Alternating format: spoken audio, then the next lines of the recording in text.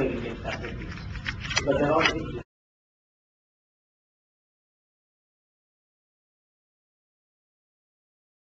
Outside you will see a small display refrigerator, which is double wall structure with the water on the top, the water will come to the walls and will put the vegetables kept inside.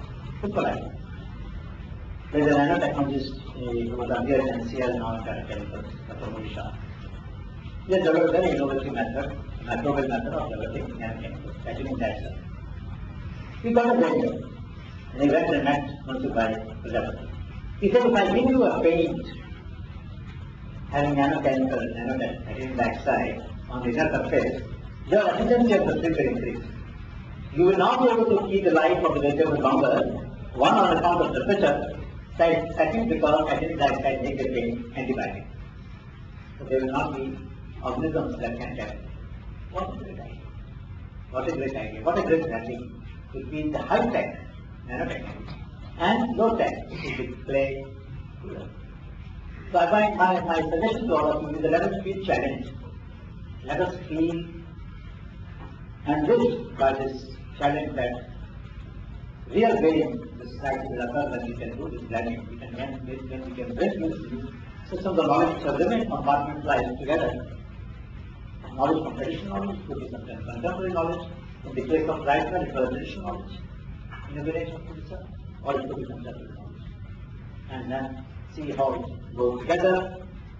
The laboratories of life, like Dr. Mashelkar, who is the chairperson of ANAP, often says that innovations which take up, which blossom, the laboratories of life sometimes also have embedded values. You heard what Mr. More said.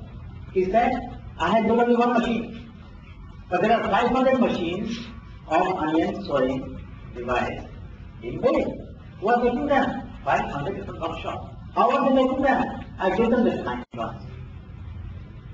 They can make it themselves. Why should they buy from me? What a great spirit.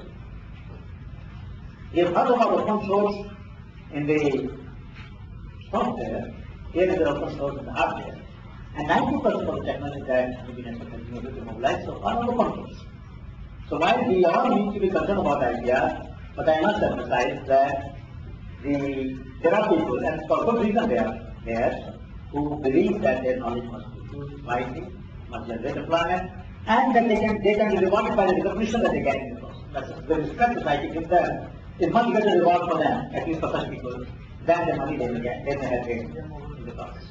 So we should not restrict our motivations and our incentives except only the monetary gains. When More can think of making this technology open source, some of us might consider at some stage, depending upon the need, depending upon the application domain, if you feel that this technology needs to go to a large number of people, you can either make licensing cost very low, that's one way to make it widespread, or you say, okay, I'll make money on 5 other technologies, but these 5 or these 6, let society benefit from. So we can have a portfolio of both kinds of values. I'm not saying everything can be for some people will have. For More, it doesn't matter. He has 9 other technologies, all are open source. But some other people will say, okay, out of 9, 3 can be open source, 6 can be commercialized, that's open now. But a portfolio of commercial or monetary reward, material reward, and non-material reward, I think is what makes life so meaningful. For me personally, but for all of you, I'm sure you will appreciate that we need to think of both material, non-material, individual and collective incentives which make life so good. And this will be very useful if we can do that. Let me conclude by saying some of the unmet goals, what are the directions which we are making. One of the areas where I see a lot of critics to come is distributed manufacturing.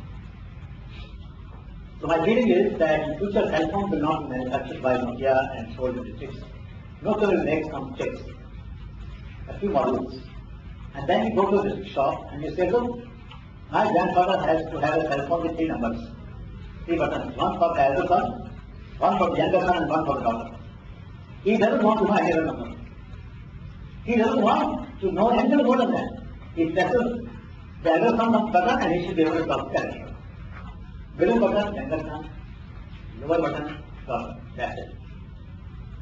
and such designs you can go and sell. Then you are not paying for the full software that is put into the telephone, which you are not actually using. You are not using 1/100 of the function sometimes, or 1/50 of the function that the telephone has. But we pay for all of them. We pay for all of them. So I think that the time approaching very fast, India must develop this model of distributed manufacturing, which will become possible in the next, what we graduate of mine at MIT often says, a network as labs, so that you can even design it somewhere and get it fabricated elsewhere. So a fab lab in Rajkot or a fabrication lab in Jamnagar can make that part that you have designed in your place in Akola or somewhere and ship it to you. It may start happening that way. So that our cost is some cost for from moving from idea to innovation product can go down. And this is something which we have to work on. Second area where I see in the time of crisis now that we are having in the country is that you have workshops, many of you are entrepreneurs. You said you have 300 employees and 5 crore worth of equipment in your workshop. Now it's possible that not all equipment are utilized enough all the time. Then some equipment may be like idle for 2 months, 3 months, 4 months.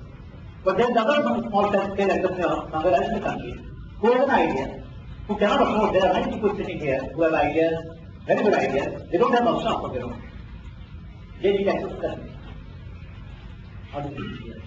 So if we can network the capacity in our enterprises and a model can emerge, then people can start putting in the underutilized or unutilized capacity in the different enterprises and generate tremendous advantage in fabrication and develop products, which obviously some of which will succeed and generate income. Third area where there is a very serious problem, even for the formal scientists, forget about the informal scientists, which is testing and calibration. Testing and calibration facilities today, some of the best facilities are available in IITs and CSR labs. The most of the industry technology. No doubt about it. But either for the cost reason or for the reason of possessiveness that the professor feels about the equipment in his lab, he wouldn't let them be accessed by other than himself. Isn't it possible? There is so much of possessiveness about equipment that we have, that you wouldn't like us to be. With the result that even if the knowledge has been developed for efficiently, it is better, how much better? In terms of effects, better. Innovation is very important.